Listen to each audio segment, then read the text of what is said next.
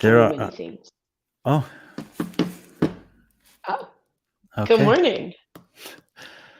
All right. I apologize for being a couple minutes late. We were having some. You're not going to believe this if you guys watch our show a lot. Some technical difficulties on Patrick's end. Bella's in Australia, Wollongong, close to Sydney. No technical difficulties there, just a lot of rain. Lots of rain. We have her for an hour and 10 minutes or so. So we're going to try to get as much out of her as we can in that time. We got a lot of, quite frankly, we have a lot of topics, a lot of competitions, details, conversations that we want to have. Hopefully Patrick will be able to join us at some point, as he understands better than us how to run the back end of those things. And he may or may not be listening right now and might be able to pull up some stuff as we go. Maybe he'll join us here in a second. Yeah. All right. Good morning, Pat. Hopefully he's in here. Can you hear me? Yeah, we got you. Patrick, we have Bella for an hour and 10 minutes. So well, then why are you wasting time talking? Let's go. Right. So first things first, we want to catch up on some old news. One of the last times that Bella was on the show, she had started sharing with us some of her bucket list ideas, items. And one of those basically came to fruition in New Zealand, correct? Yes. Oh my goodness, yes. You may have seen a dream come true. So you got tackled for the first time in your life. Okay, so there's a whole story with this. So I didn't just get tackled.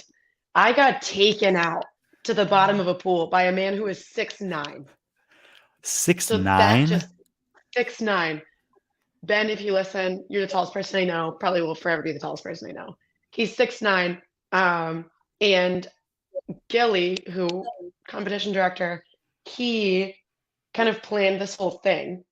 And so earlier in the day when I was on our field, he said, hey, we're going to go to the pool next. Me being me, down for anything, I said, okay, if you want me to do a segment in the pool, let me know. Already volunteering myself. He said, no, we're good. Okay. So, okay, sure. Not a big deal. No big deal. I get to the pool later and he asked to use my phone. I don't care. Sure, use my phone. He took my phone and then I didn't think about it for probably maybe 2 hours. And then he asked to see the leaderboard and I didn't have my phone, so I couldn't show him the leaderboard. And I'm standing with Rookie and he was like, oh, no, I got it. I'll show you the leaderboard on my phone. And I'm still not thinking anything of it. I'm thinking, oh, wow, you're so nice for immediately getting your phone out and doing this. They're asking questions about the speaker, if it's waterproof. Ben has his shoes off and he's not even in the pool. He's judging. So all of these things, looking back on it now, makes so much sense why everyone was acting kind of weird. And so I'm standing on the side of the pool with Madeline because she just won the swim and we're getting ready to talk. I see Ben coming at me full force. And in that moment, I was like, oh yeah, we're going to the pool. And I'm in my kind of like fleece jumper. I'm in my sneakers. I've got my passes. I've got everything except for my technology. So it was good. But they even asked if my watch was waterproof. So that was so funny. It was so good. So freaking epic. I could take it to the bottom of the pool. Bucket list item. That was great. Congratulations to Gilly and Ben on pulling that off. I think a lot of people appreciated it. I did get a few people who said, I guess that only leads to...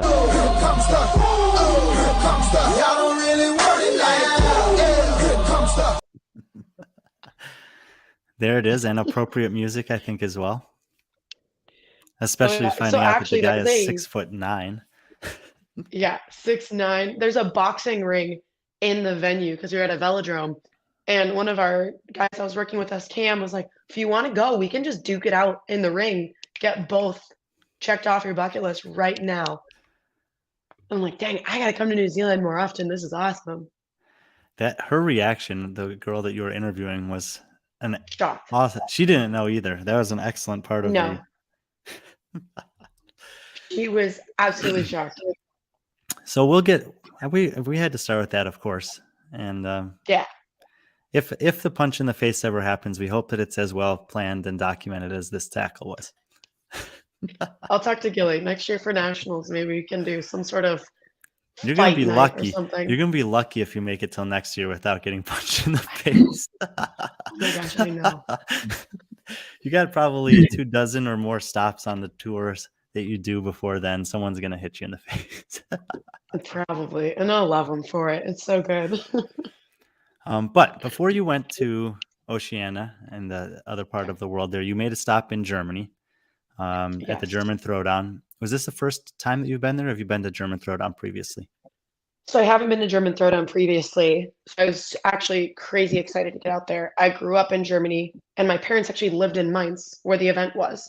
So they were even more excited that I was going than I was, which is so exciting for my parents to actually listen and care about where the locations I'm going to and actually know where I'm going. They never know. So it's fun for them to both be like, "Oh my goodness, Mainz, that's the best place ever." And it really was. The town itself, awesome. Venue, awesome. Everything about it was a really great community event. Who runs that competition? His name is Benedict. So Benedict is the competition director or event director, and then Pac is the competition director. So between the two of them, they touch everything. It's great. And I think they have a decent amount of experience running competitions. Yes, and Pac has his own programming. So, when it comes to getting workouts tested, getting workouts that are actually going to be good tests of fitness for the athletes, that's the he knows what he's doing. Yeah, and this is something that obviously a lot of people have opinions on programming. Recently I put out an article just evaluating the frequency of testing of 1 rep max, snatching and clean and jerks in competition. They got a lot of feedback. We're probably going to get to that, but we'll see if we do it before or after Bella has to leave in a little while. But when you go to as many competitions as the three of us go to, and you watch even one day of competition, even if you don't know anything about the programming, the event, the people who put it on, you can get a pretty good idea of whether it's a well-programmed event or not. And that doesn't have to do with the workouts exclusively. It can do with the floor layout. It can do with the spacing between athletes, barbells, how things progress. And a lot of times you'll pick up on things like, well, this is a well-programmed competition, but they've never programmed for a broadcast before. Or this is a well-programmed competition, but the floor is really tight and it makes the layout challenging. So when you go to, come back from a competition, you say, this is a well-programmed event, and you can even be as specific as you want. What are the things that stood out to you about German Throwdown this year that give you the confidence to say that? So I say that because we had a live broadcast. It was a light broadcast, so there wasn't anyone commentating on it. But watching that back, the events were fun to watch. And that is something, you touched upon it. The workouts could be great, and you could, be in the venue and you don't know what's going on. They might be testing the athletes and it's a great workout, but if the athletes and the spectators and the people at home don't know what's going on, that to me says that it's not a good event. But all of these tests I thought were really fun to watch. They were, I would say, pretty balanced and even. So if you look at our leaderboard, Adrian won without winning a single workout. And that's Adrian Moonweiler, and he's obviously a games athlete, has placed in the top 10 at the games in 2019, was a perennial regional athlete. Even the years he didn't make the CrossFit Games, he was close, and his name will stand out to most amongst the other men in the top 10 on this leaderboard. Yes. But as you said, he won by, it looks like it was like a open style scoring, I guess. So you get points per placement. And so he won by, almost 10 points. It's maybe an average of a point or two per event without winning any of the workouts individually, which is always a notable feat, especially, it's one thing if that happens at the CrossFit Games where you have the best athletes in the world, but to have the best athlete at a, more or less regional, I would call this competition, just looking at the variety of different European countries represented in the top 10 alone. It's not a local event. This is a big event in Europe. He's the best name on the list. He wins a competition. He didn't win a single workout. That does say quite a lot, not just about the programming, but also about the depth of talent in Europe. Yes, absolutely. And there's a lot of young talent too. So to see someone like Adrian, who's a seasoned competitor, going against these kids that are, maybe their first semifinal was last year and they were never even around for regionals. So getting them in the mix now, competing against him, seeing how tight it actually ends up being, that's really cool. Another thing, I think, a true test of fitness, not everyone's going to finish. You don't always want all the athletes to finish. And so there were some that only the top 10 women were able to finish. And I think that is pretty exciting because you don't want everybody to finish. That means either it was too easy, time cap was too loose, or, there's a multitude of things that it could be to make it, where everybody finishes the test, unlike a lift. But most of these workouts, not everyone finished. PC, can you pull up the men's list again? Cave Dastro. Adrian has the best physique in CrossFit. Adrian Mundweiler He looks great. Quite a physical specimen. He may maybe not be for everyone. He's not the tallest guy, but he is absolutely chiseled, and obviously is in a phenomenal shape. If you haven't heard of Adrian Mundweiler recently, it's because you're not in Europe. Basically, he's not. He hasn't been doing very much CrossFit Games competition season. He's been doing more competitions like this, mid to low tier competitions in Europe, where you can win prize money. I think he has some sponsor endorsements that go a long way in that regard. And my guess is that he's actually pocketing more money through competition winnings and sponsorships on top of that than most athletes in the sport of CrossFit, which is, it's actually is a good talking point in and of itself. I don't know how much time we'll spend focusing on it today. He's not the only athlete doing that, but he's maintaining his competition preparedness to be able to do a dozen or more competitions a year and podium on all of them. Well, he's a great example of a professional CrossFitter versus an elite CrossFitter. I think there's two different tracks you can take. You're hitting these athletes that know they're going to go to the games. So the only event they actually prepare for is semifinals and then the games. Those are the elite, And then there's the professional CrossFitters that are actually trying to make money off of this. So they're traveling, they're competing often, they're making money, and they're also building a brand so that they can make money and they actually can have a long-standing career. Because if all you're doing is competing twice a year, if you don't win, brands aren't going to consider you that relevant, and they're not going to put all their money towards you. So I definitely think, we could talk about it forever. Yeah, it's like very similar to golf. You have the top tier in golf, and then you have another 100 who are professional golfers, not elite golfers. They're just part of the tour, which is that's what you need in the sport of CrossFit. And I think Adrian's a perfect example, like you said, of that. We just unfortunately don't have a lot of that. I think the closest example of that, maybe to the U.S., that I could probably just describe is someone like Alison Scutts. Yeah. She makes a living off CrossFit. She does a really good job making a living off CrossFit, but she has yet to make the games outside of being on the demo team. But she's a good example. Right. There's other ones out there, but she's the one that comes to mind for me. Not that she doesn't also. In some of the years that she was demo team, she's probably making more money doing that than some of the athletes competing at the games. Easily. Oh yeah. Easily. So looking at this leaderboard here, Adrian Mundweiler, expected win, I would say. Felix Rader and Sven Jeans are two athletes that I had ranked within the top 200 globally, maybe in the mid 130 to 160 range.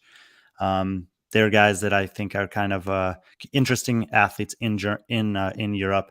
But this guy, Marek Vasha, he's I want to get your perspective or your experience with him there in a second, but just for people to kind of know who he is. He's a 25-year-old guy from the Czech Republic, and he's been trending in the right direction basically over the last 2 years.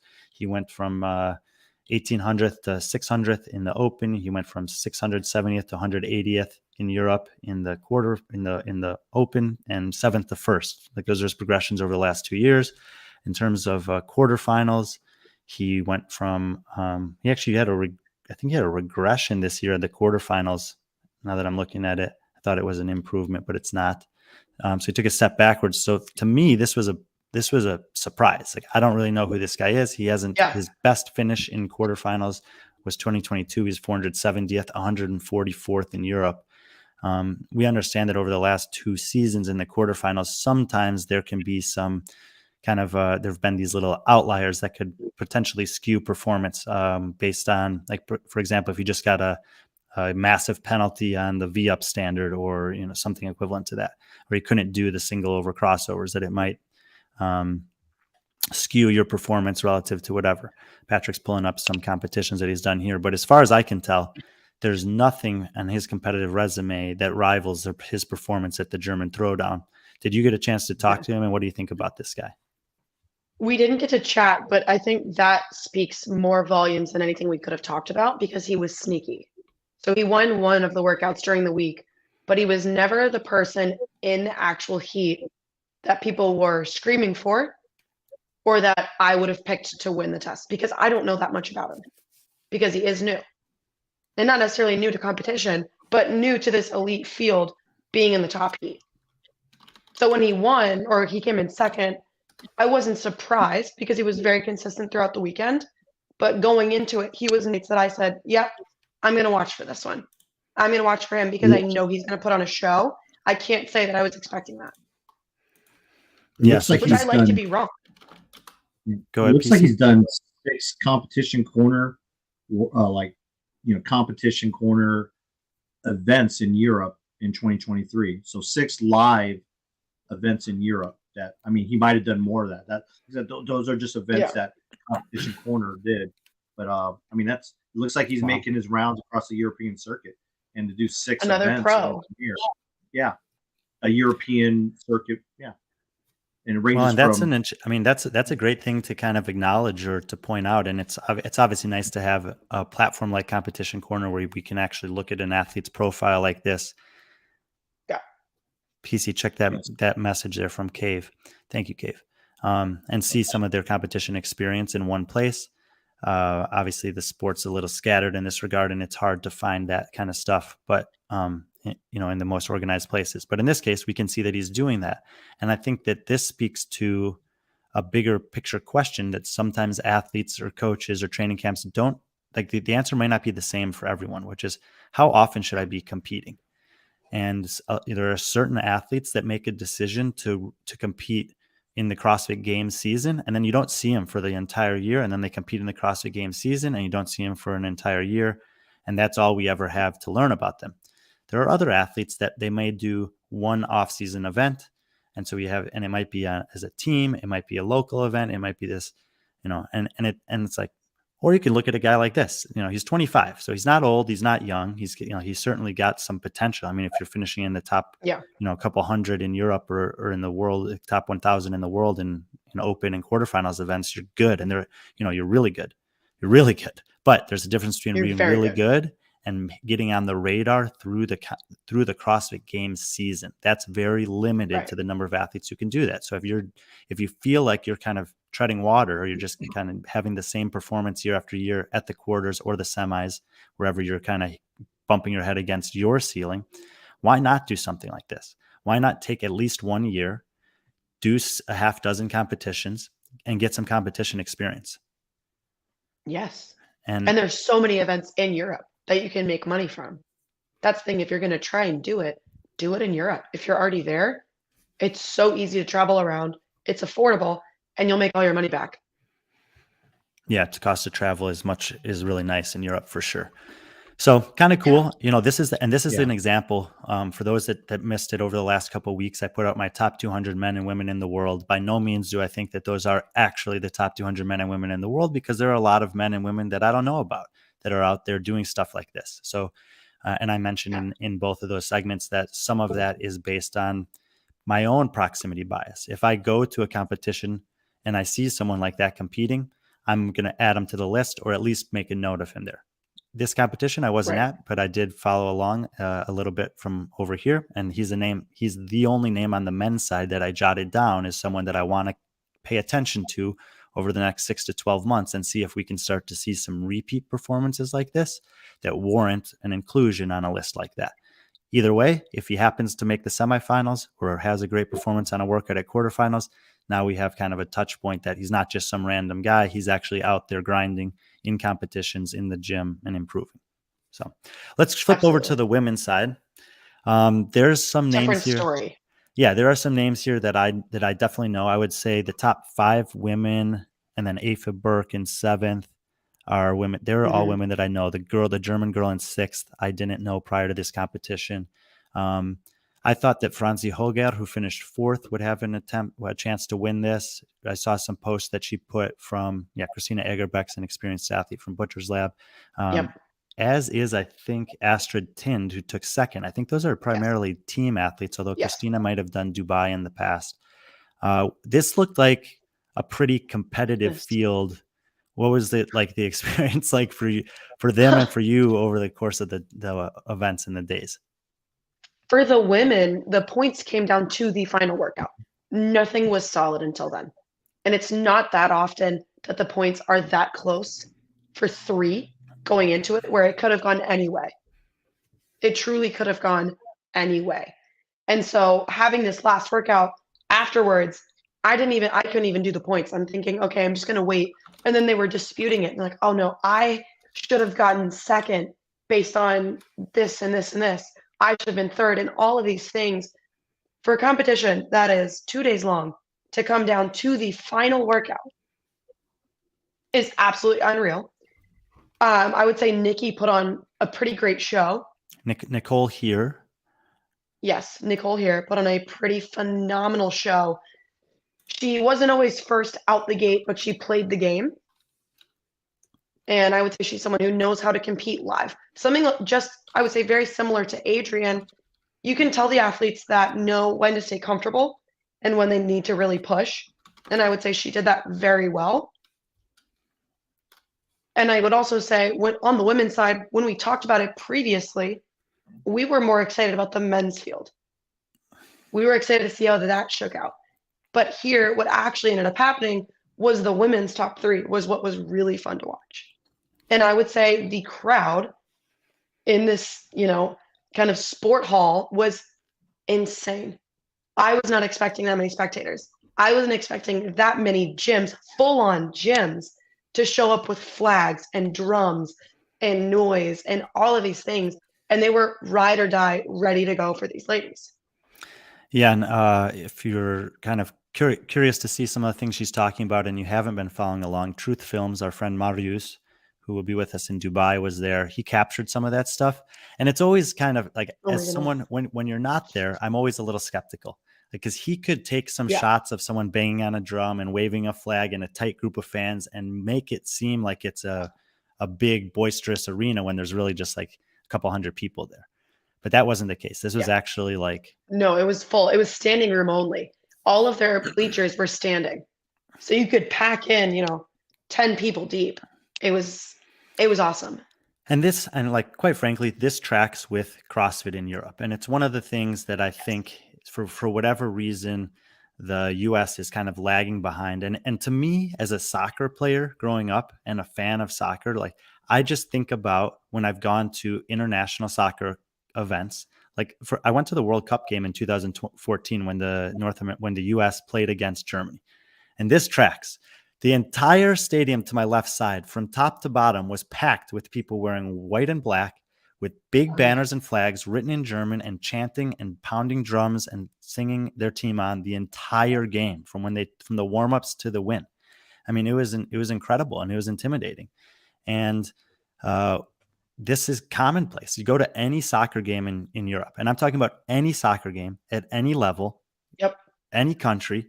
And this is what they do. People show up and celebrate and cheer like this. And if you happened to be at the European semifinal last year, it was a totally different environment than the North American semifinals. I think it's just part of their sports culture in Europe that the US, for whatever reason, that you'll see it at football games, college football, NFL games for sure. But when it comes to a majority of sports, it just doesn't have that same kind of intimidation factor that the fans and the chanting and the cheering has in Europe for soccer games, which is their big sport there. And I think that trickles into the CrossFit. I think so. I think it's a lot more, at least in Europe, it's a lot more, okay, these are my friends. They go to my gym. I'm going to be as loud and crazy as I possibly can. We're going for it. In the States, it's so much more tame.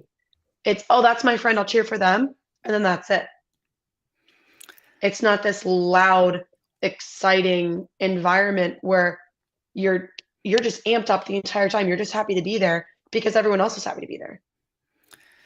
Well, I can tell you this. I was super jealous of you because not only did it seem like it was a great environment, but you were there with a good friend of mine, Roger from Norway, who I think I'm I going to like him a invite lot. Roger on the show sometime soon to talk about just his perspective his profession is hosting competitions in Scandinavia, Norway and Sweden specifically.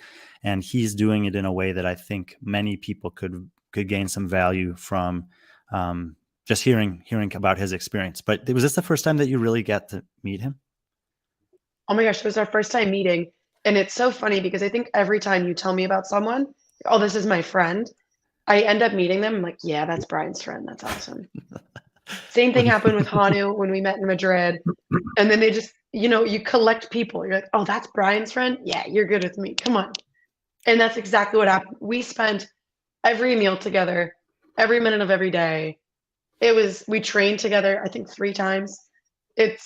He's a good person and he knows a lot about what's happening in Scandinavian CrossFit and European CrossFit. He knows a lot because he's always around. Yeah, and he will So it's fun to watch too.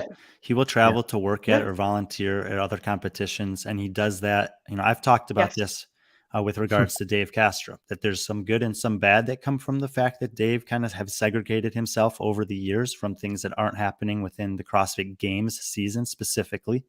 On the good side, it allows him to maintain his own creative freedom, and he doesn't have influencers from the outside perspective. On the negative side is that he loses the opportunity to learn from other people, programmers, et cetera, the good and the bad. Roger's taken the other approach. I've seen him. He was at Lowlands semifinals laying the floor before emceeing on a community floor. He was in Dubai just to be in Dubai to learn from their competition there in 2019. It's where I first met him. We invited him on the broadcast. He was on with Chase and Bill. And he had a chance to talk about what he was doing then. It's actually, if you knew what he was doing now compared to what he's doing then, it's pretty cool to see kind of the growth that he's had. So he's a good person to know in Europe for sure. He's got a lot of good insights, and I think we'll invite him on the show. But I was super happy that you guys got to meet. Great comment here from Keymaster. It's weird to me that the German Throwdown hasn't been a bigger competition up to this point. Regionals and semis in Berlin, always top notch. Moving to Mainz seems smart. Probably someone who's familiar with the local area there. So this is one that's on my radar for sure to hopefully be involved with at some point in the future. And I'm glad that we were able to do them a little justice by having Bella here give us some insight. Any last thoughts on German Throwdown before we move on? It's trending in the right direction. Kind of just like Keymaster said, I think next year it'll be even better. It'll be even bigger, and it'll continue to go that way as CrossFit in Europe continues to explode. Yeah, and quite frankly, that's one of my big picture goals with B.Friendly Fitness is to help bridge the gap between European CrossFit and CrossFit in North America. And just in line with the conversation that's been generated after Dave made his little announcement or speculation about a Triple Crown event, and there were people who are aware of CrossFit in Europe that were like, hey, of course there's Dubai that should probably be included in this list for different reasons, but there are some really top-notch competition organizers in the UK, in Germany, in France, in Spain. And, I'm hopeful that we can continue to educate North America about what's going on over there and hopefully start to have some integration, get some of the North American athletes over there to help kind of bridge that gap. Because, the Europeans they'll come over here for certain things at this point. And I hope that it starts going the other way too. Oh yeah, me too. All right. So German Throwdown, great. And then you headed to New Zealand for like the second time in a month. Oh my goodness. Yeah. When I get to customs, the guy looks at me and he goes, "Weren't you just here?" No way. Wow. I said, yeah. Would you say that never happened to me? Yeah, that's crazy. It was awesome. It was awesome. That's crazy. Would you say that from just like a physical appearance perspective that you stand out relative to the New Zealand demographic? I don't know. I mean, I definitely don't look like I'm from Maori. I don't look like, anyone from any tribe, but I think everyone kind of looks like me, I guess. There was a guy on the flight that I just had from Houston back to Charlotte. He was wearing a baseball cap and it just said New Zealand on it. And I was like looking at him and kind of studying him. And I thought his skin tone, kind of his like neck was kind of thick. He was a little bit darker skin tone. Sure. I was like, these guys from New Zealand, like for sure. And I just think about New Zealand rugby players, like you said, tribal, Oh, yeah. like, I don't know. But that's crazy that it's the same guy and he remembered you. It's kind of cool. Yeah. It's a little weird and it's kind of crazy. It's strange. I think I have some of the weirdest interactions with, Border Patrol customs. One guy once, it was a year ago, I was coming back from Mexico. He looks at me and he goes, I could beat you up. Okay. Yeah, I probably could. That was your chance Sure. to get punched in the Yeah. face. That was your I chance. know. I was like, That's yeah. why you haven't. That's why you're not experiencing this stuff. You're not saying yes to them.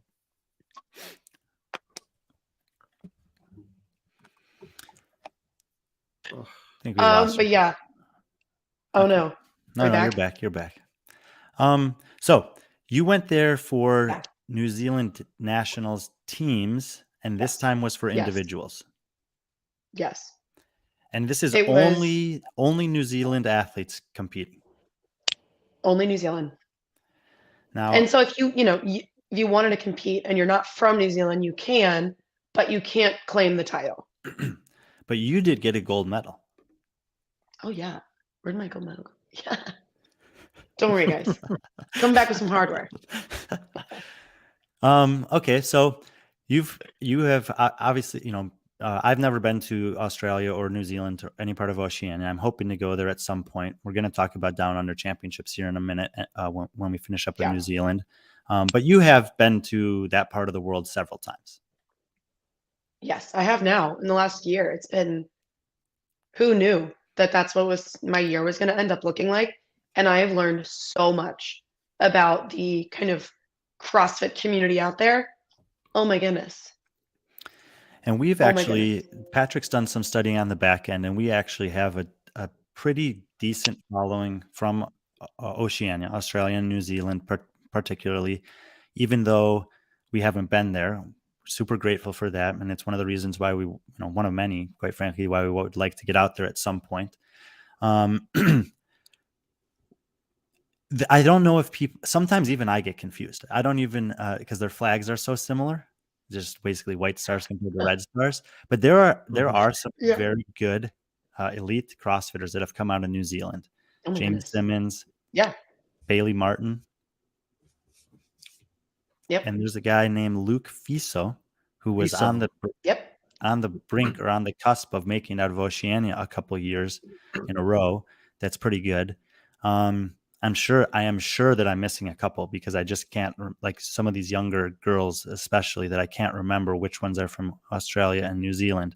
But after spending the time there for the nationals team and the nationals individual, just give us your kind of general perspective on the state of CrossFit from an elite level and a community level in New Zealand.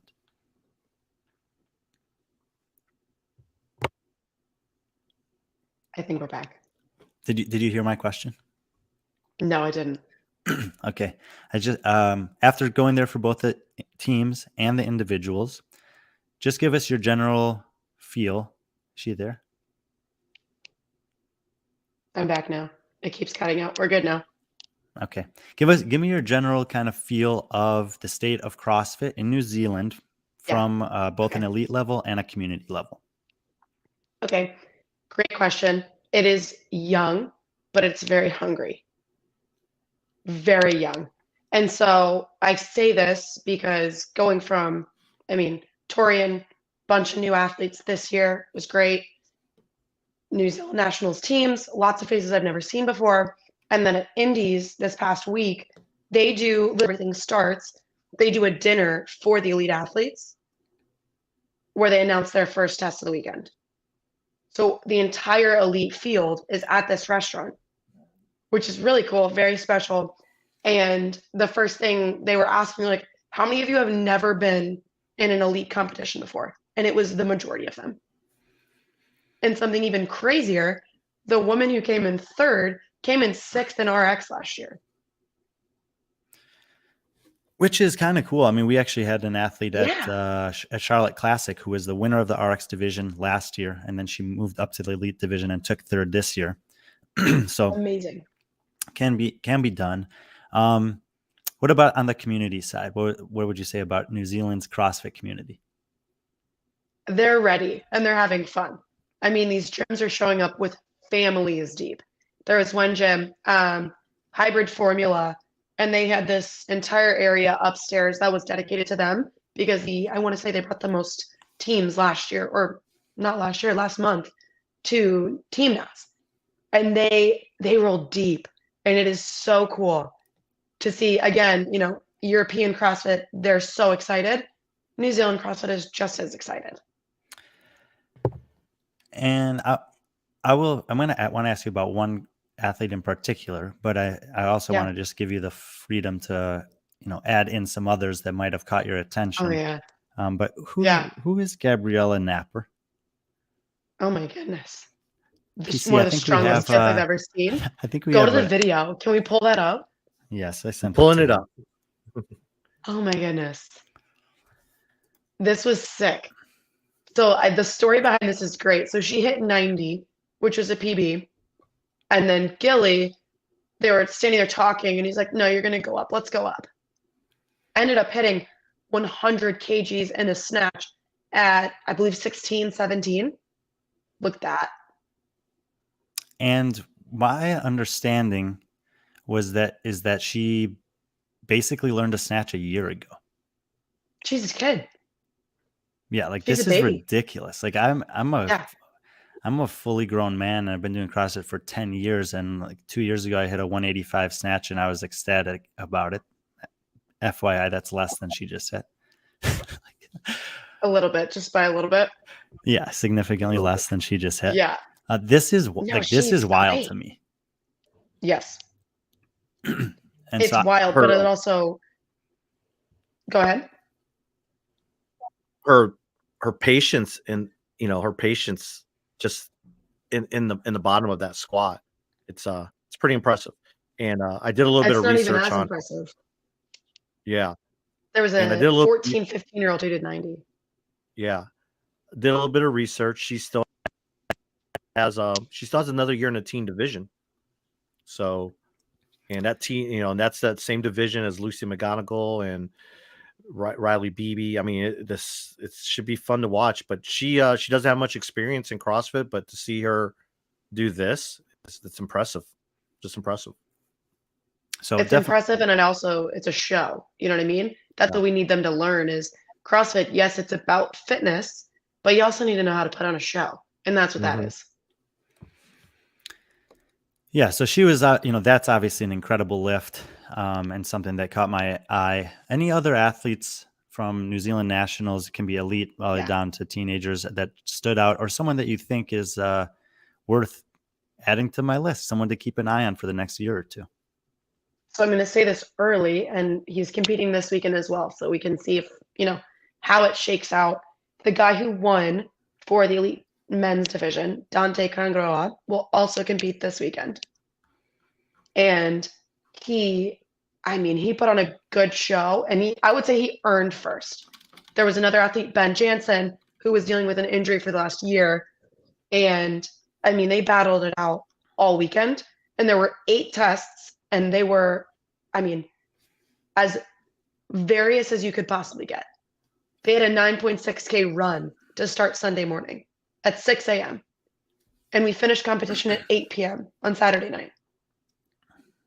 And we started competition with a 1,000K ski on Saturday morning.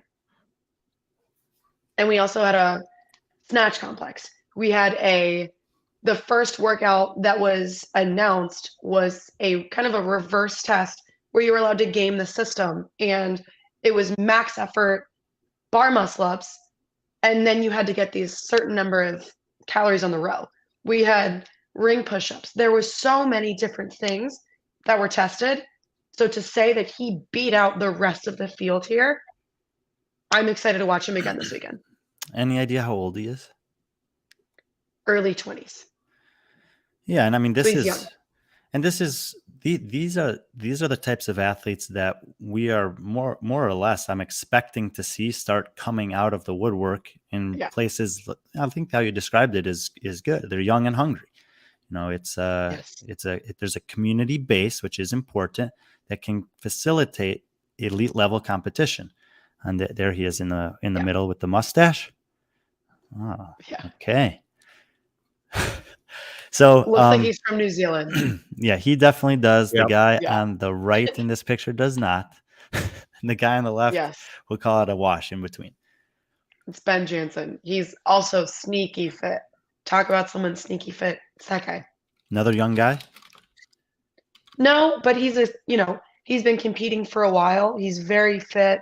Again, he came off of an injury, and he is actually, funny enough, he didn't know if he was going to be able to compete on Sunday because he was an electrician.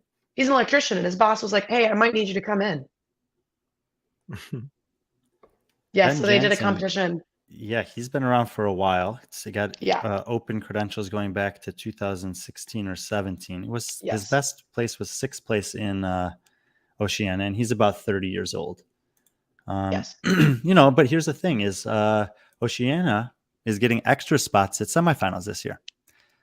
So these are the type of athletes that, with the changes that CrossFit's made to how semifinal spots are distributed, we might see them at a semifinal. Well, how relevant will they be there remains to be seen. But the fact that they can go and compete at an elite level competition that tests a wide variety of skills, capacity, weights, etc., like you just described, you know, get some feeling of success, some feeling of competition. Like, you know, especially I would say for Dante, this is a nice thing to have available to him in his home country as something that's potentially setting him up for what could be, you know, a breakout season.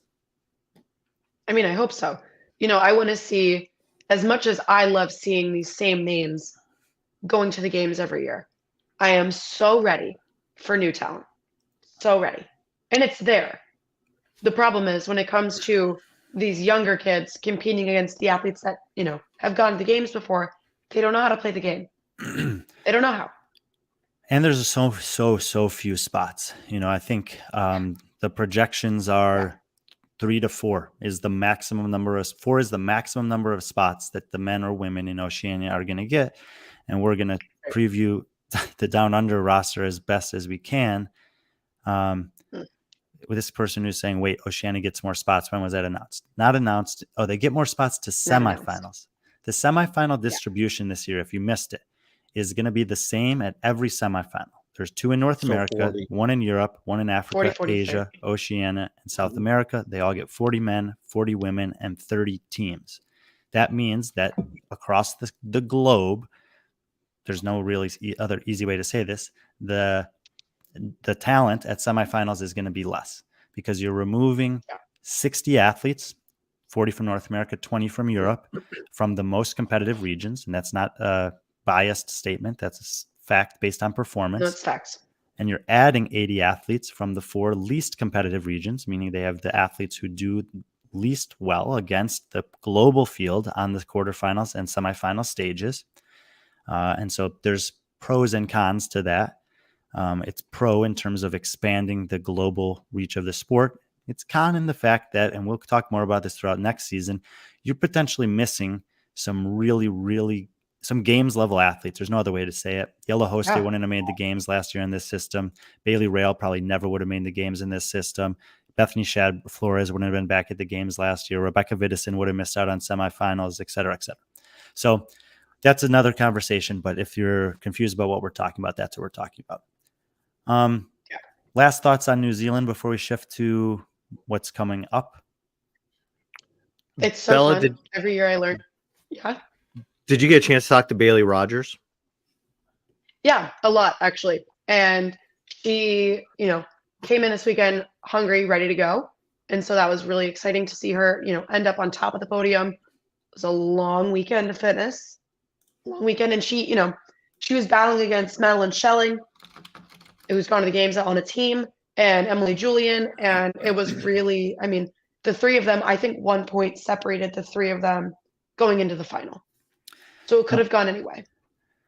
And Bailey Rogers, if that sounds familiar to you, she was at Rogue a couple years ago battled her Yep. way in there through the qualifier. So she has a legitimate elite level competition under her belt. I would say she was the favorite on paper to win this thing. And Madeline Schelling's not just made the games before on a team. She's placed sixth place in back-to-back years in 2001 and 2021 and 2022. The first year plus 64 CrossFit, and the second year was called CrossFit Selwyn. But her and Marnie Sykes were on those teams, I believe. And both of them I usually include in my top 200 power rankings, even because they sometimes do branch into the individual field. They were trying to make it, I think, to the games as individuals previously, and then they decided that it was too difficult. There weren't enough spots, and so they went for the team, and they had some success that way. So some success, yeah. Yeah. And there's Gabriella Napper, 16 years old, 1 year of CrossFit experience, 5th place. Okay. Well, we'll see about, I'm sure we'll be hearing more from her in the future. So that's really cool. So. And I think, and I'm grateful that you were out there and you're learning about these communities. This is exactly the type of thing that we want to do is give people these touch points on the places that are hard to get to and hard maybe to learn about if they don't have broadcasts or, super well-established competitions, et cetera, et cetera. So great to see that New Zealand is rallying around the sport. The community is supporting the top athletes. There seems to be a good intersection there. And obviously, Bella, you have a good relationship with the athletes over there too. Oh, yeah. They're great. They're so fun. We always do something new. I mean, I learned how to drive a tractor last time. This time I drove a forklift. So they're teaching me to be handy. Okay. So we have about 20, maybe 25 more minutes with Bella. We're going to shift to the Down Under Championships. Those are coming up this weekend in Wollongong. Yep. Home of Ricky Gerard. Ricky told me that it's he can walk to the venue from his house. There. Yeah. Oh yeah. He was pretty excited because he gets to sleep in his own bed, the whole weekend. That's gotta be good. Yeah, and he can and he said not only sleep in his own bed, but he can also sleep with his dogs as well. It's gotta be so good. Yeah. Okay. So anyway, this is have you worked at this competition before? No. So last year, I remember I saw this event. The media looked so fun. All of the athletes, they said they had a good time. And so it was one of the ones on my list that I really wanted to come to this year. And it's my last one for the year. So it makes sense. Right. And you do have, as you've mentioned, some experience with the Australian CrossFit competition community through the Torian Pro. Yes. How many years have you been to that? A lot of people. This was my second year there as their semifinal. And so a lot of these names, I know and recognize them. Not everybody does. So it kind of puts us in a position here to say, okay, here's what's exciting. Here's what, you might not already know. Okay. So this is what we're going to do. I was going to write an article about the Down Under CrossFit Championships, but for two reasons I decided not to. One is because I wasn't entirely sure of the roster. And two is because Barbell Spin actually wrote as good of a roster as anyone who's not the competition organizer could write in terms of informing you about what's going to happen there this weekend. So feel free to head over there and check it out. We're actually just going to kind of scroll through it here and let Bella update us on anything that she may have learned over the last day or two since arriving there that Barbell Spin or us or anyone else probably wouldn't be able to know. This is pretty much the type of article that you can find on Barbell Spin frequently with regards to a lot of competitions before and after. It's going to give you the nuts and bolts. It's pretty well organized and easy to digest. But in this case, this is maybe a bigger picture competition conversation that we'll have depending on how it goes. There seems to have been some changes to the rosters very close to the competition. Yes, we had at least 2 women drop out in the last day in the individual field, which, I'm one of those people that if you really can't do it, okay. But in terms of competition, spectators, partnerships, if you can compete, please, or at least show up. At the very minimum, if you're at the level that these athletes are, please show up to the event. Let's stay with the women because they have fans that really want to see them.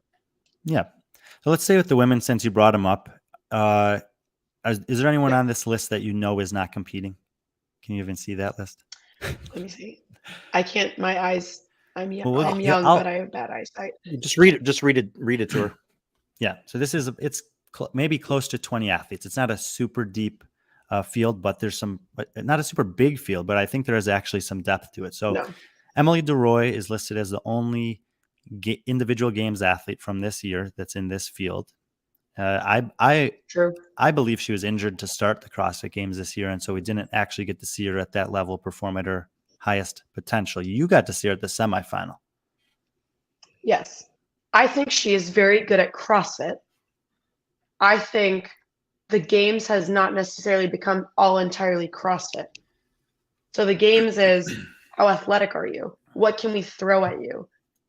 Truly challenging them as athletes. So if you're good at CrossFit, you might not compete well at the games. I don't think they kind of go together. So her performance at the games, regardless of injury, I wasn't expecting that high. So I'm hopeful this weekend it's CrossFit.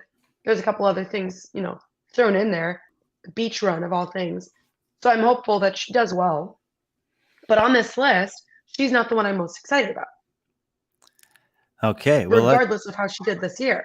I think I know who you're most excited about, but let's Same here. Put it in context. There are a lot of people that are, I think, excited about this, but the 5th, 6th, 7th, and 8th place finishers from Torian Pro. So these are basically all women that just barely, because it was pretty tight at the semifinal, just barely finished behind Emily, didn't get a chance to go to the games this year. Those are Madeline Sturt, who probably most of you are familiar with, 4-time games athlete, a partner of Jay Crouch, I think defending champion of this event. Gracie Walton. She's the one that I think you're going to talk to us about here in a second. Georgia Pryor and Julia Hannaford. So these are competitive athletes with a real chance, especially if neither Tia or Ellie Turner competes in Oceania this year to make it to the CrossFit Games. We don't know what the rules are or if either of those athletes will have to be able to compete there or have a choice to compete there.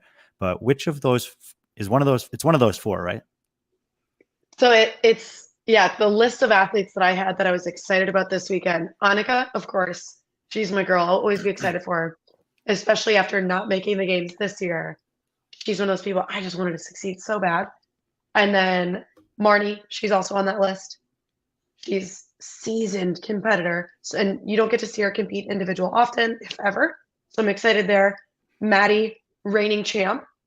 So I was crazy excited to see if she can hold off the rest of the field this year, especially not making the games again. Grace Walton, she's the future of CrossFit in Australia. I'll tell you that. She's competing. Her partner Zane is also competing, both in the elite field. So that's, the first time I saw her, I was impressed. And then the next year, I was even more impressed. She keeps getting stronger. She keeps getting faster. She's only been doing CrossFit since 2018. Let me ask you this, and because we didn't get a chance to have you on for the top 200 women in the world because you were traveling all across the world, which is okay. I ranked Gracie Walton 59th, and there were some people who felt like they needed to tell me that she's better than that. Do you think that's an irresponsible placement based on what she's done so far, or that's more or less, maybe I'm even being too generous? I think, as much as I believe in her and I'm excited about her as an athlete, you were too generous because she doesn't have the experience yet. I think ranking, top 10 at Torian, regardless, those women deserve top 200. But I think this year she'll earn that spot. She'll earn top 60. And then maybe after this weekend, we'll see. I kind of agreed with Brian's assessment because Brian, where was Maddie Sturt on that ranking? 2 spots higher. Yeah, 2 spots higher. We have, I know granted it's one competition, but head to head, Gracie did beat her in a competition last year against Maddie Sturt. And then, and then the 2 times they've been at Torian, they haven't been separated by too much, obviously. So I think 59th is a good position for her. And it'd be interesting to see another year under her belt as under Kotler's, just he's so high on her. And I haven't seen him talk about an athlete like that since Alex Kazan. So just saying. And basically, by the way, I think She that is competition that Patrick is referring to took place in Perth, which is on the west coast of Australia. And Yeah. it did catch my attention that she actually beat Maddie at that competition. But kind of it's what that's. But I would say I agree with both of you. I'm over projecting her based on what she's done, but I'm Yes. acknowledging the fact that there's a chance that she can make the games. Basically, I think she's good enough to make 100%. the CrossFit Games. And then I we'll think see she was from good there. enough last year. Yeah. Yeah, there just weren't enough spots, right? So, Yeah. great athlete, great field of athletes domestically. And then you mentioned there are also some very talented international athletes that are coming there to compete. Yes. You mentioned Annika Greer. Okay. She's, in my opinion, she's on the cusp of making the games. She was fit enough to make the games last year. Just a few things didn't go the way that she needed to at semifinals, and that's how it's going to go at every semifinal, pretty much, especially North America and Europe. You have to have a clean execution in addition to world-class fitness in order to make it. Right. And then Amy Kringle, who she competed in Dubai last year. She was, I don't want to say she was underwhelming at semifinals. She finished 20th. Like, that's pretty good anyway. Yeah. For an up and coming athlete, but I think that the limits of her potential are unknown at this point.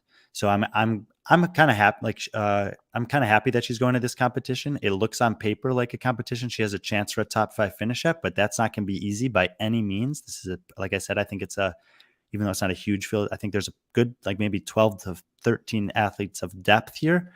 And then Taylor Williamson, who I believe was a late addition, rarely does individual competition. Very curious to see how she's going to do.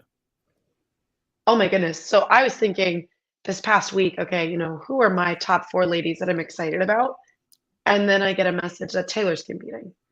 And then I get, that was after knowing that Sarah wasn't competing, Caitlin was out, and then Sarah Sigmund's daughter, Caitlin Van Ziel, those are who she's talking about. Yep. Yes, so those 2 ladies, they're out, and they were going to be, I would say, kind of the heavy hitters going into this competition, or at least expected to be. And then now that both of those women are out, Taylor Williams is in. Oh, I'm so pumped. I cannot wait to see what she can do on her own. Yeah, another young athlete who is I believe, proven athlete, or at least was. She's listed as CrossFit East Nashville, Jordan Malm. She made the semifinals this year. She did better at quarterfinals than the semifinals by a considerable margin. Yeah. But it is, as I mentioned with Europe, like when you can get some of the North American athletes coming to your competitions and competing there, I think it's good for both. Like, it goes both ways. Some of North American eyes will be watching because of her. People who know her, train with her, are fans of hers, etc. And of course, then there's some exposure in Australia to some of the North American athletes. So that's kind of the women's side. Before we move on, I want to go back to the whole Oceania young guns, I guess we want to call them. Gracie Walton, Georgia Pryor, and Julia, was it Hannaford? Hannaford, yeah. They all, and you could throw Maddie Sturt in there, even though she's considered a veteran. Maddie's only 20. She'll be 27 this year. But if you look at Gracie, I think will be 24. Georgia Pryor is going to be 23, and same with Julia. So those 3 women are all under the age of 24 years old. I'm very interested to see what Georgia Pryor does. And Emily DeRoy is 22. Yes, exactly. Yep, I'm really young. Yeah, and I'm really interested to see what Emily DeRoy, what she does for another year of training as a games athlete, because there's usually, once you make the games and you realize you're there, your level of training goes up. But someone like Georgia Pryor, who is an HWPO athlete, and I remember seeing her as a teenager in Shanghai, China, and I thought she had the it factor then. And then for her, the last couple of years, pop up on the scale, on these bigger competitions. And I think this will be fun to watch. And another thing and then you throw in someone like Annika, who's 20 years old herself. So you have, even though you lose someone like some veterans like Sarah and Caitlin, it just gives an opportunity to some of these younger athletes to kind of make a name for themselves. Absolutely. I think the theme of off-season competitions this year has been young talent. All of these events that I've gone to, regardless of where in the world they are, the talent field is so young and so new, and that is exciting. I mean, I want to see new people. I love the veterans. I think they're great, but I want new ambassadors of the sport. And I did mean to mention this earlier. Christina Levatakis, who Yes. competes in Africa during the CrossFit Games season, but I believe lives in Australia. Yes. She podiumed at this event last year. I thought she had. Yes. I actually thought she might make the games last year in Africa. Obviously, they only have one spot, so it's very difficult to do it. But don't sleep on her either. I think that she's going to be relevant in this style competition. I think so. All right, let's flip over to the men's side. Speaking of HWPO, with the top games athlete, or the only, I think, individual games athlete in the field from this year is Jake Douglas. Similarly to Emily DeRoy, didn't have the best showing at the games after having a breakout showing later in his career. He's in his 30s at the semifinals. He was second place here last year to Jay Crouch. Jay is not competing on the individual side this year, so potential for him to maybe win this competition. But again, I think there's going to be some guys in his way, and no one is really more intriguing to me on this list. Well, there is one guy that's intriguing to me for a different reason.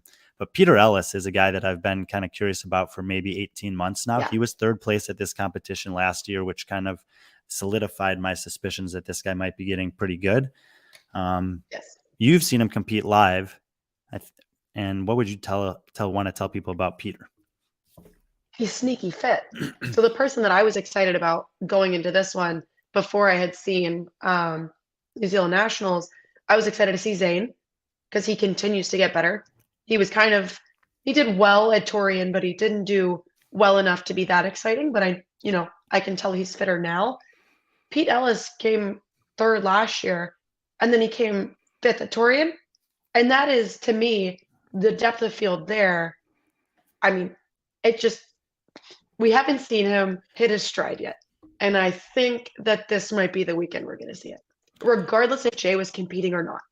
I do want to say that because I do think oftentimes when these bigger names don't show up, athletes, their achievements are kind of tarnished a bit because people say, oh, well, Jay didn't compete. Tia didn't compete. Would they really have won? Well, let's just give them the win. And then when the time comes and they're competing against these bigger names, we'll see how they stack up. Mm-hmm. But I do think the battle, Pete has a shot to be on the top of the podium. Yeah, I think so too. And hey, as an athlete, you can't do anything about who decides to show up or not. You can show up and you can't do anything about the workouts that are programmed. You can just do them. Do them faster, heavier, and more efficiently than the rest. Zane, just for context, was 21st at Down Under last year. He, as you can see on Barbell Spin's article there, was 14th at Torian Pro. And so, similar to Peter, was able to parlay a performance at the, kind of like a national champion style feel event that Down Under kind of has. That's a little bit international actually. And then also do well in semifinals, make it to the quarterfinals, make it to the semis, and have a decent performance there. The guy on this list that I can't even believe he's competing is Luke de Jong. Bella, do you know much about Luke de Jong? I know a lot about Luke de Jong.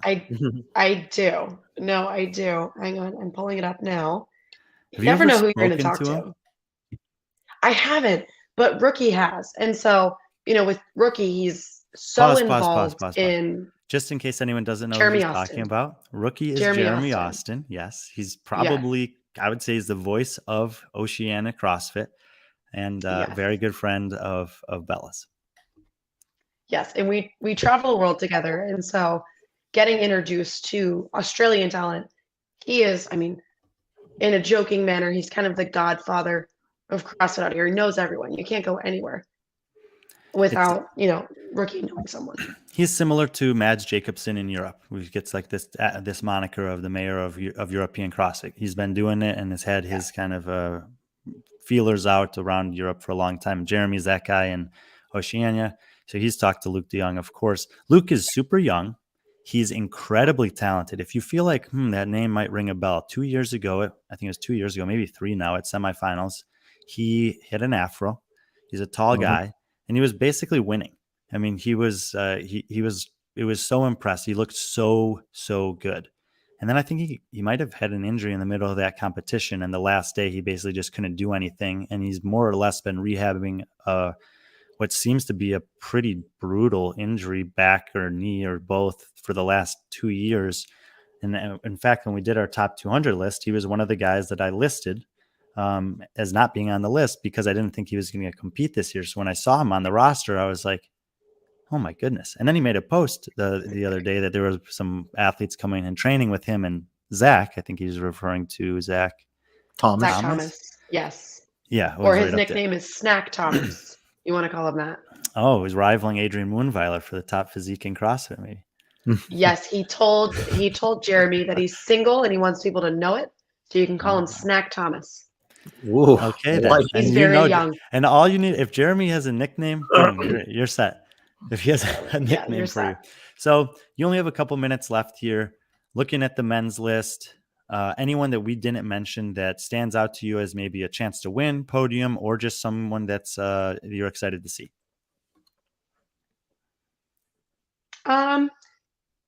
I think George Regas, someone I'm excited to see. He's very fit. Just a good competitor. People you see often.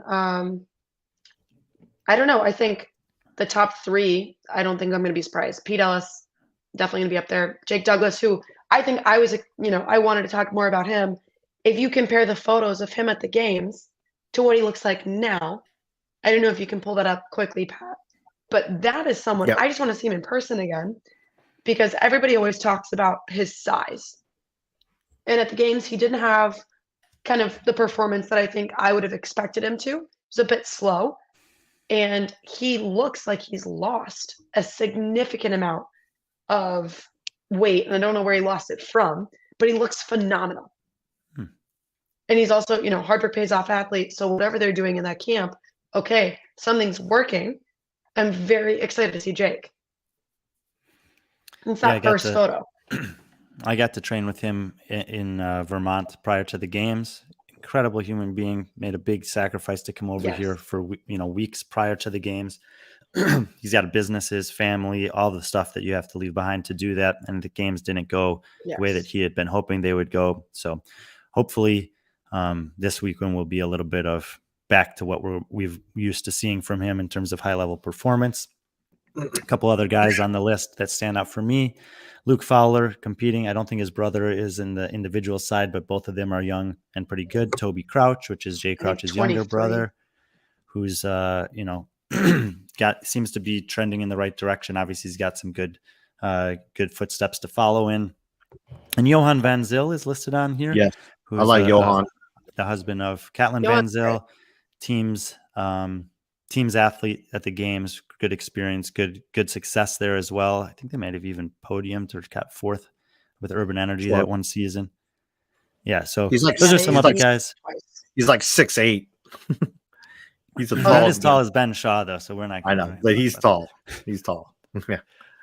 So it's a pretty diverse field. They are, they're missing some. They're from last year's competition. They're missing Jay Crouch, Zeke Grove, Evan Morris, Reese Michelle, Clint Cole, who are all in the top 7. Jake and Peter are coming back, and that basically what that means is that there's a lot of opportunity. And like I said, with more athletes being able to qualify for semifinals in this format that CrossFit has for the 2024 season, some of these guys are going to make it to the semifinals. Is Adam Mancy on that list too? Oh, Adam Mancy. He's the team. Yes, Adam Mancy's competing. Yeah, he's the teammates of Johan and Caitlin. And Jay Lee is competing in the team side. They were the team that 4th place at the game. So both of those have some team experience. They're kind of like Madeline Schelling and Marnie Sykes. When you throw them in the individual field, they're going to make some waves. How big are the waves going to be remains to be seen. He includes some of the teams here as well. As far as you know, are these accurate teams? Yes. The Ricky Garrard's team is the one that we've been. Who's going to be on that team for the last couple of weeks? Because it's changed so many times. I don't know. I don't know Johan at all. And Joel Molinina, I've only seen his name like once before. Johan is a teen athlete, and his mom also competes. So it was so fun at Torian. Both of them were competing. Same competition floor. Super great. Joel, he competed at Torian last year. Very solid athlete. So I think, I mean, I trust that Ricky, if he's going to put together a team, he's got his reasons. And when I see him, hopefully I see him probably tomorrow for check-in, and we'll see what they're talking about. Okay, well, I mean, as great as Johan and Joel are, I'm sure, and as good as they're going to do, I don't see them beating either of the other two teams that are on this list. Noah Olsen, Chandler Smith, No. Tullamore Aquino. That is very intimidating, but you basically have the best of the best outside of Ricky Garrard from Oceania on Team Frog Grips with Jay Yes. Crouch, Bailey Martin, Royce Dunn. My expectation is those two teams are going to take first and second on a majority of the workouts, with Ricky's team most likely having third place finishes on everything. Yes. I mean, I not agree. to, we'll see what happens. Of course, there could be some other teams that are, extremely good at certain things and mix and match some of those placements. But these are very, very good athletes. Ricky and Chandler are both also slated to compete in Dubai the weekend after that. So be kind of curious to see how that goes for them with, the fun nature of the team competition there, travel to Dubai and see how that goes. And then on the women's side, I mean, the Danny Spiegel, Emily Rethwell, Jessie Smith looks like the team to beat. Both of the other teams are not bad, though, especially Alethea Boone, Justin Beath, both have games experience individually. Yes. Jaylee Mancy, as I mentioned, is a very experienced team athlete. So if someone can challenge Spiegel's team, I would say it's probably the Fit Mamas Club. I was going to say California girls can challenge fit mamas. Those women Okay. are fit. Mhm. Yeah. So it should be fun. It'll be interesting. The environment in Oceania at CrossFit competition seems to be on par with Europe. Just incredible environment.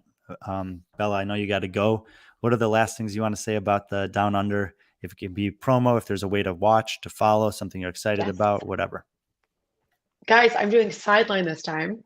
So that's new for Ooh. me. Yeah. Not so there's a brand lot new. of You have podcasts. done it before. Not Yes, brand yeah. new, but this is big league, so that'll be really exciting for me. So if you want to watch, broadcast is out there. If you've never seen Jeremy Austin on live, he'll be there. Annie Sakamoto, we picked her up from the airport last night too. So we've wow. got a star-studded little broadcast. It'll be really fun. That's awesome. Yeah, it should be good. The athletes are good. The competition is well attended in terms of, so it should be a great environment for the athletes there. Some big names, some of the biggest in Oceania competing on both teams and individual, and some international athletes that have made the trip. So Bella, we'll let you go. We know you got things to do and to get ready for. Follow her on Instagram, follow Down Under Championship. Should be a fun weekend over there. PC and I are going to stay on and talk about a couple other things, but thank you, Bella, and we look forward to seeing you soon. Thanks, guys. Bye. Bye, Bella.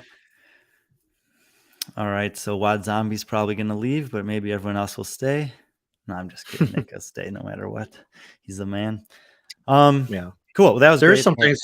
Yeah, there's something. I mean, when we talked to Ricky after Rogue, he mentioned Zach Thomas. Obviously, Zach made it to semifinals because Ricky got hurt and he took his spot. But he thinks that Zach Thomas is the next young gun guy out of Australia, and he trains with them, and he really thinks. He also he says they're very similar too. So, for him to already have come up with a nickname for himself is very Ricky-ish. So well, and quite frankly. And I don't think that this was by any means a consideration of why they chose to do this. But Zach Thomas is the argument for the expansion of spots at semifinals in Oceania. He was, like you mentioned, not good enough in the quarterfinal to make it in, and he finished 7th there, which obviously is great. That's within touching distance of what would have been a last chance qualifier spot and being somewhat competitive for, potentially a game spot. So. While I think there are many more arguments against it, Zach Thomas is a actual data point in favor of having more spots at the Oceania semifinal. Yeah, and Luke, I'm just like you. I'm excited to see what Luke. You're the one that brought Luke on my radar. I think it was 2 years ago or 3 years ago when I think he wasn't he like one of your young guns when we were at the morning chalk up, or someone to look forward to. It was 3 years ago now. Yeah, 3 years ago, and you're like PC, this dude, it's like he's young, he has this afro, he's gonna stick out. And then that first couple days I was like, man, Brian, you're on it. And of course, I know he's someone that you're really high on, so it'd be really cool to watch him and see if he's actually fully recovered. And I've just spoken to him a couple of times over the last years through Instagram, just kind of seeing how he's doing, because he's it's been kind of a unfortunate deck that he's been dealt with these injuries and these setbacks. And he's a very hardworking, disciplined guy, but he's also a young man. And like he's, I've had some just conversations with him about life. So he's a cool guy, incredible potential if he can get healthy. So I'm hopeful that he is healthy and that some people can experience some of his competitive excellence this weekend, either on site or through the broadcast. Yeah. And for those that don't know, you're probably wondering why Jordan Malm, Taylor Williamson, Tia is there. They're doing a lot of proven, they call it proven grounds. So they're basically doing their rounds around Australia and doing seminars and, just doing a lot of community-based activations there. So Taylor is a proven athlete. We don't know what her future has in store. Last I heard that she was basically going to concentrate full-time on being a nurse, especially now that her running mate, Andrea Nisler, is pregnant and pretty much has said that she's retired. So we don't know if Taylor, I know she has been helping out with some coaching, but also has been working out a lot as normal. But name a retired CrossFit athlete that still isn't working out, so. And then Jordan Malm, she's like I said, she's from East Nashville, is a proven athlete as well. So the women's side I'm really interested. I think this is even without Sarah or Caitlin there, it's still a very competitive field, and I'm really interested to see how Annika responds to this and how some of these Oceania young guns, how they do. So that's kind of catching up with Bella, see where she's at. And, she's at some very relevant competitions and in the case of New Zealand, some up and coming ones. There was another competition that happened recently, the IF3 World Championships. We're going to talk about that tomorrow.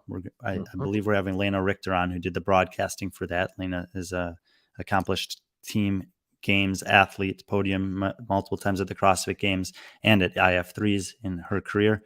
So we're going to talk about that tomorrow. I think there's some interesting elements around that to explore. But as far as finishing up for today, I wanted to talk about this this article that I wrote about the 1 rep max testing in the sport of CrossFit. And this was the inspiration for this research and article came through the announcement of Dubai Fitness Championship about a week, maybe 10 days ago, that they were going to be doing the Olympic total as event 2. I think they called it the Dubai Elite Lifters test or something like that, of their competition this year. And you guys know that I'm good friends with some of the premier critiquers, evaluators of programming in the world.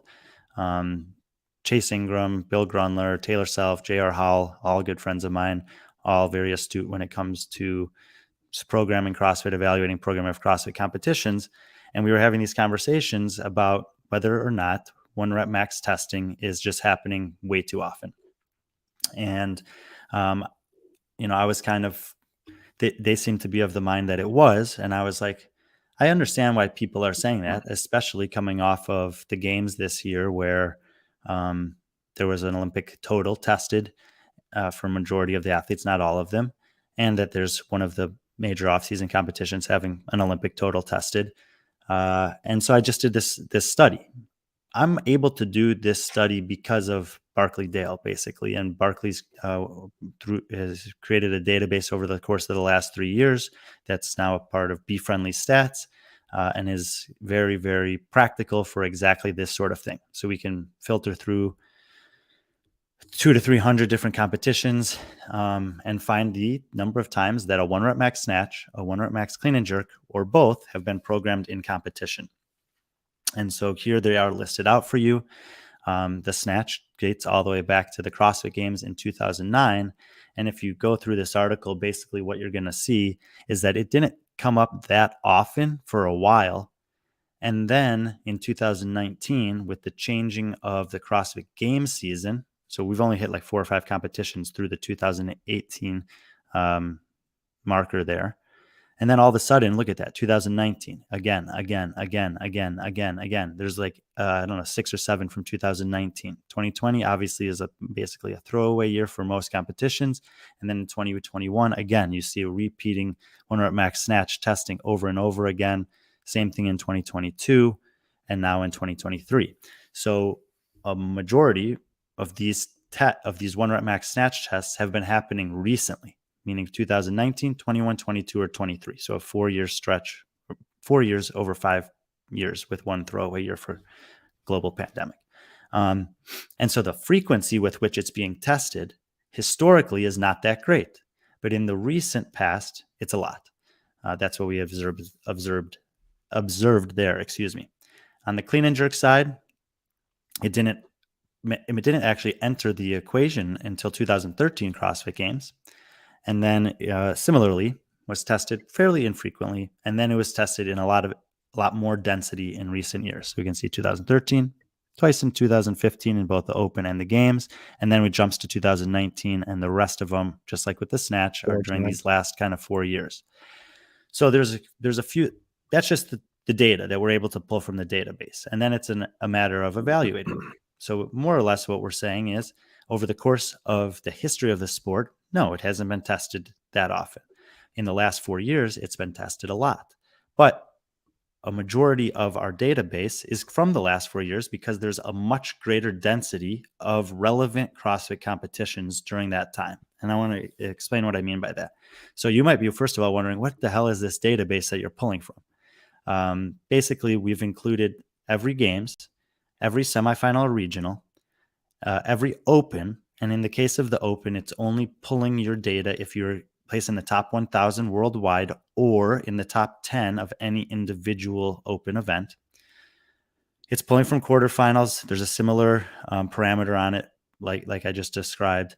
And then it's pulling from off-season competitions who have elite level participation.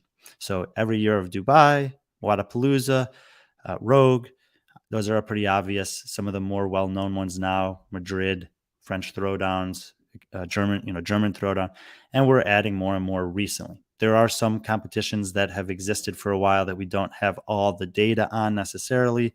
In many cases, we're trying to get that. And then there are some competitions where, there may only be 2 to 5 like elite level athletes that are competing there, but they're good enough that we're pulling the data anyway, and then you get a greater depth of fields. And this is the case where we might actually have some data on a Marek Vasha, for example, the guy that we talked about who got second place at German Throwdown down the line. When he finally shows up at a semifinal and does well, we might have some stuff to point back to and say, actually, he's been competing. Here's a couple of spots that he's competed against elite level talent, and we can see how he done. So that's just to contextualize what we're pulling from.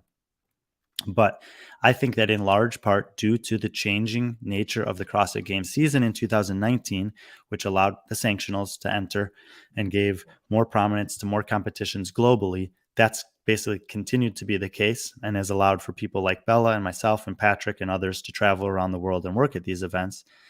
There's more opportunities for everything, not just one rep max Olympic lifting, to be programmed and to be programmed in a relevant way. The next thing that I wanted to do, besides just seeing how many times they were out there, is to ask, well, how many times are any individual athlete actually taking that test? Because just because the snatch has been programmed 25 times over the last 14 years, and 20 of those are coming from the last 4 years, that doesn't mean that the same athletes are getting tested 25 times on a one rep max snatch. So started to evaluate the athletes' performances, frequency of performances on these tests, and realized that a majority there's about 12 or 1,300 that qualify for our database and have taken this test, and almost all of them have done it once or twice in their career. That by no means is too often. The best or the top athletes in the world that have long careers at an elite level have done it maybe 5 or 6 times, and the pinnacle of that is I think 8 snatches for Will Morad and Annie Thorsdottir was the top, somewhere on here in this article. And there might have been like 6 as the top end for 3 or 4 athletes. So these are all the athletes that have that. And if we can see they're at the top. Will Morad's done the snatch 8 times, BKG, and Sam Quanten has done it 7 times. If we go to the women's field, Annie did it 8 times. No one's done it 7. A few recognizable names: Katrin Turry, Emma McQuaid. Well, she's duplicated on this list, but that's a data entry error. anyway, they've done it 6 times. Clean and jerk. Yonakoski's the only one done it 6. 4 other men have done it 5. They're all well-known athletes. And for the women's, similarly, Sam Briggs, Sarah Sigmarsdottir 6 each. Cara Saunders, Katrin Turry, Jamie 5 times each. So these are athletes that we know have been competing for a long time at the highest level. It may make sense that they're towards the top of this list. So when I do a study like this, I'm asking a question. I don't necessarily have an answer in mind. I'm waiting to see what the data shows me. And then we put it on Instagram. And man, it was great. Like there was a ton of interaction on that post. We really appreciate that. And it is huge variety. It appears to us at first glance that a lot of people are just seeing a title that's intriguing to them and giving a response. And so we see a side of yes, yes, yes, yes. People that are just instinctually responding with a yes. You see it from Jared Graybale there. Jared's obviously super well-versed in the competitive CrossFit scene. Adrian Conway, one of the premier commentators for the games, Rogue, etc. Samuel Bayano, an athlete who just competed here. And Jason Grubb, yes, at every dang comp, who's one of the top masters athletes. Those are interesting to me that those guys would just say yes, because I don't know based on that response if they read this article or not. And I would hope that people like that would be reading the article, that they would be intrigued to not just answer the question, but to the fact that, these people know who I am. And they know that if I'm asking a question like this, that I'm going to put some thought behind it. I'm going to put some research into it, and I'm going to provide from some context for them to evaluate their perspective. So if your perspective is yes, read the article and then see what you think. And, but specifically with Jason Grubb, that database that we have does not account for any team competitions, teenage competitions, or masters competitions. That database Barkley's been building it for over 3 years. It is incredibly valuable. We're hopeful that broadcasts, competitions, programming, teams, athletes, whatever, would find value in it and want to use our services for their own purposes. We also are interested in building out a database like that for those other divisions. So if you are in the masters division, teenage, team, something like that, and you have interest in having access to knowledge like that, Barkley wants to do it, but it takes a lot of time, energy, and investment. And there would need to be some support for us to justify doing that. He's done it on the individual side out of his own interest and passion for the sport. And I'm trying to utilize that in the way that databases are used in every sport, by providing context for viewers through a broadcast perspective. We can't do that at every competition because there aren't broadcasts, so they can't afford to necessarily pay for those services yet. We hope that soon and eventually and more frequently that they can. But if you're interested in that and you're a masters athlete or will run a masters competition and you think that you would find value in supporting him building that, get in touch with us, because it's something that we do eventually want to do. Same thing on the team side of things. However, the big limitation there is access to rosters that are not that easy to track down. Patrick, say something so I can take a drink of water. Oh, yeah. I thought this was a really interesting comment by Brondo. He goes, yes, the same like all other single modality tests like run, row, bike, etc. So this is coming from one of the guys who would benefit from 1 rep max Olympic lifting too often, but he's also putting a spin on it by saying single modality tests like run, row, bike. So I guess what he's trying to get to is like, let's do CrossFit. Let's do couplets, singlets. That's what I really want to test. Yeah, you can throw a heavy triplets. Sorry. So, I was thinking singlets for like weightlifting. But this is coming from a weightlifter, a guy who's notorious as one of the strongest men in the field. So I just thought it was really interesting for Braun to make a comment like that. So, maybe that's again like what Brian was saying is, this is one of those data points that Barkley and the stats team is working on. But that's something if you're interested in doing, we probably could do something like that with the run or other single modalities, or even workouts like Fran or any other benchmark workouts or Murph or something like that. So the information's out there. A lot of people aren't willing to gather it. We do have the people and the capacity to do that. So, yeah. And we got some other stuff like this that we're working on. Just some of it will be kind of more relevant, I think, once the off season kind of wraps up and we have a little bit of it seems like February is a little bit of a downtime before popping into the open. So we got some stuff that similar to this that we're hoping to put out around then. But appreciate the engagement on this. Hopefully you guys actually took a chance to go and look through the article. It's just kind of cool to see kind of the history of where one rep max snatching and clean and jerk started in competition and how it's progressed over the years. And there are some great comments in here from some, well-known and insightful personalities, coaches, athletes, and fans of the sport. So it's great to have that kind of engagement. And just wanted to kind of bring some attention to that if you didn't know what we were necessarily talking about or if you hadn't seen it yet. That was a lot. Yep. That was a lot. Way to go. Good job. Mm-hmm. Brian, you're getting good at this. Trying to think news-wise. I mean, yesterday was shout out to Justin Kotler. Coach Kotler had a birthday yesterday. He is 31 now, I think. 31, 32. Yeah, catching up to us. Yeah, you might still be able to, if you do a really deep Google search, you might be able to find his album, his R&B album. Also, shout out to Joshy G, who had a birthday yesterday. Those who don't know Joshy G, he's one of the MCs, guys on the mic. He's typically the 11th person on the floor at the CrossFit competitions, particularly semifinals and the games. Big wrestling fan too, and Rogue, yeah. Big wrestling fan. So me and Joshy, whenever we talk, we actually talk about wrestling and not CrossFit. So shout out to Joshy G. I mean, obviously, I think the biggest news coming out of Down Under was, Sarah withdrawing. Obviously, we're big fans of Sarah. We both know her on a personal level. So, we don't know the extent of her injury. We do know that she wouldn't be withdrawing if it wasn't for her to be prepared for the season. So hopefully this isn't an injury. It sounds like it's a nagging injury, something that's been kind of bothering her. So hopefully she can move past that and concentrate on the game season. Well, and she's an interesting athlete to bring up in the context of what we were talking about earlier, which is, of athletes who choose to really pursue that CrossFit Games season and others who sometimes either just do it in addition to other competitions or they forego the CrossFit Games season to pursue, competition endeavors elsewhere. Sarah, after her first 3 years at the games, has had nothing but disappointing CrossFit Games seasons since 2018. Yeah.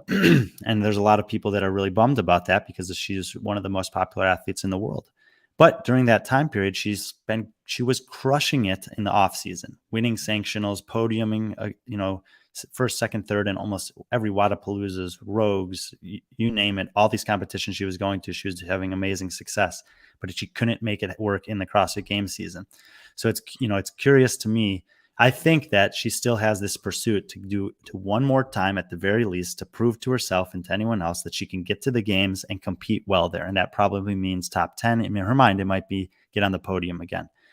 There are definitely people out there that think that that's passed her by and that that's no longer a realistic expectation. She seems unwilling to accept that.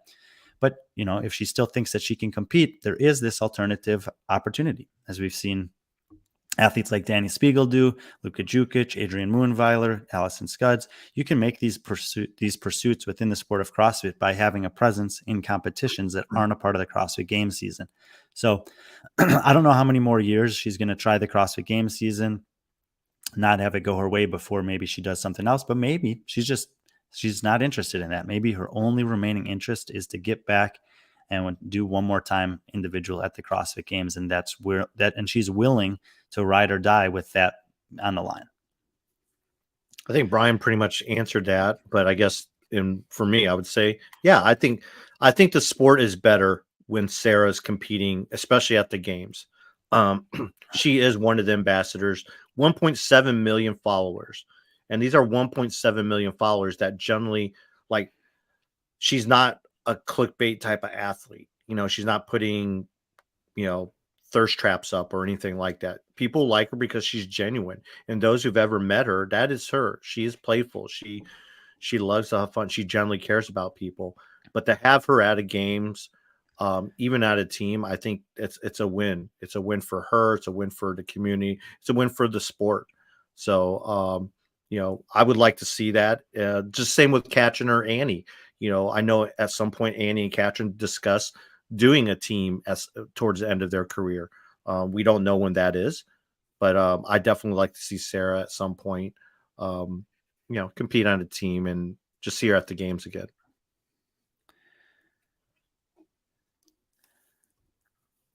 Just looking at this question that came in. Do you think Singleton and Co. broke her at the beginning of her career and she never recovered? For some reason, I was reading it as like broke her heart. I was like, I don't even broke her heart. You think they broke her at the beginning of her career and she's never recovered? Really difficult to say. And I don't know if anyone could ever say for sure. There's, it's I think it's kind of documented in various places. You can certainly see the intensity with which she was getting coached and training in some of the CrossFit Games documentaries, 2015, 16, 17. And then she got injured at the 2018 CrossFit Games with the rib. Right.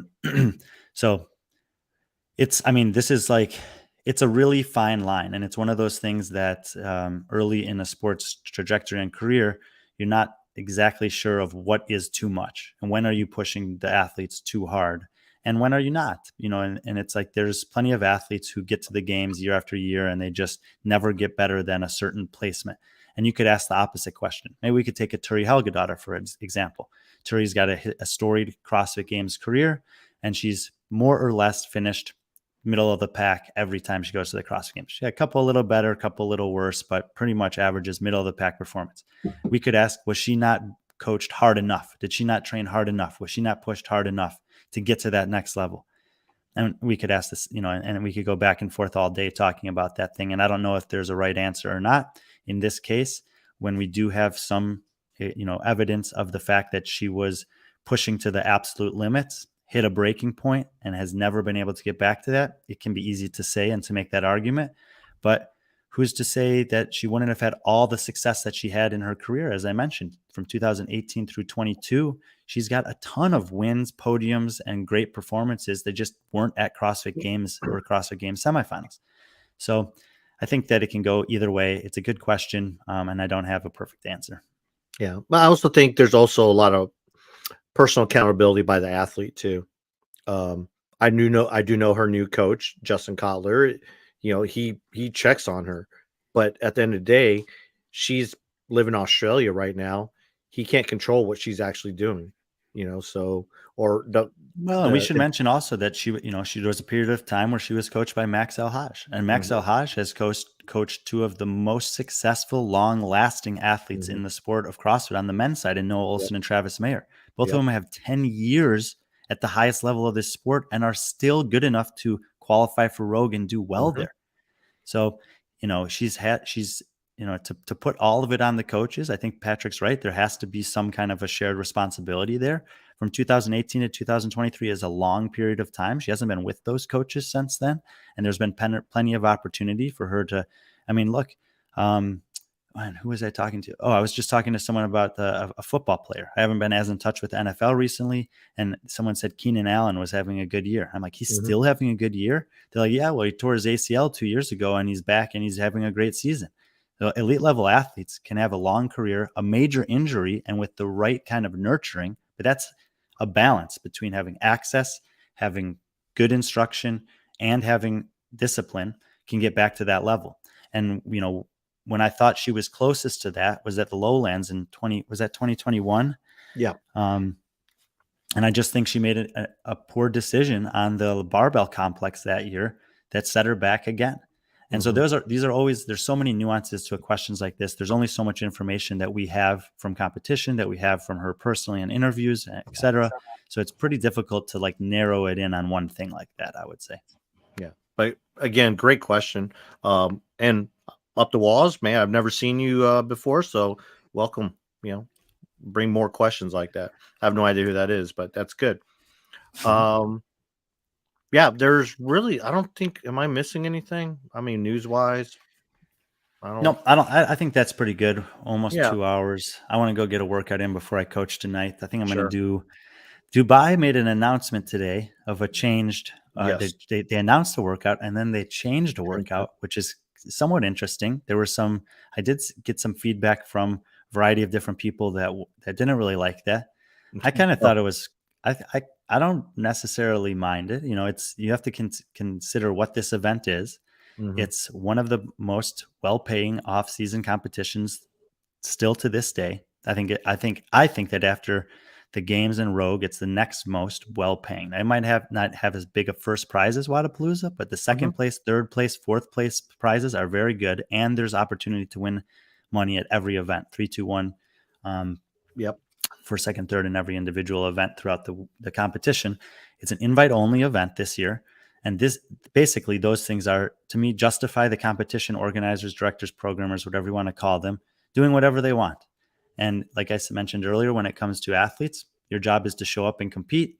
When it comes, to coaches, okay, prepare for whatever it is. Plus, a lot of these workouts don't have details involved. There's this EMOM. We don't know all the details of it. There's an obstacle race. We know nothing else about it. The Olympic lifting total, we don't know if they're doing 2, 3, 5, 10 or ladder. We have no idea what that's going to look like.